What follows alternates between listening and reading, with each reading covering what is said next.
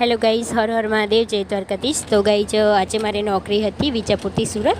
એમાં એક ભાઈ 3 બાળકો સાથે લોધરાથી બેઠા અને જે એમને ઉતરવાનું હતું અમદાવાદ. તો આજે ગાઈઝ એ 3 જણ બેઠા ને, તો એમાં 2 બાળક હતા ને એ પોતે હતા. તો એ વચ્ચે બેઠા અને એક છોકરાને આગળ બેસાડ્યું, એક છોકરું પાછળ બેઠું. તો પછી એમને મારા જોડેથી 2 ટિકિટ લીધી. પછી મેં બધાને પછી ગણી લીધા કે બસમાં કેટલા મુસાફર છે. તો મારી નજર નાના છોકરા સામે પડી. મેં કીધું અડધી ટિકિટ તો હજુ કોઈ લીધી નથી, તો આ બાળક બાકી છે. તો પછી મેં ભાઈને પૂછ્યું કે આમની કેમ તમે ટિકિટ નથી લીધી. તો ભાઈ મને કહે કે એમની ટિકિટ લાગે. મેં કીધું સાચે જ લાગે જ ને. એમનું બાળક હતું 9 થી 10 વર્ષનું. તો 5 વર્ષ સુધીના બાળકની ફરજિયાત ટિકિટ લાગે છે. જો તમે ટિકિટ નહીં લો તો તમને કાયદેસર રીતે દંડ થશે.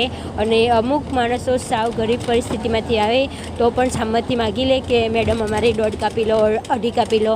અને અમુક માણસો તો સારા ઘરના હોય છે છતાં પણ અમારી સાથે રજકજ કરે છે કે બેન આની ટિકિટ ના લાગે, આ નાનું છે, 5 વર્ષ થઈ ગયા હોય છે ને તો પણ ટિકિટ નથી લેતા. તો કાયદેસરની એમને દંડ લાગે છે.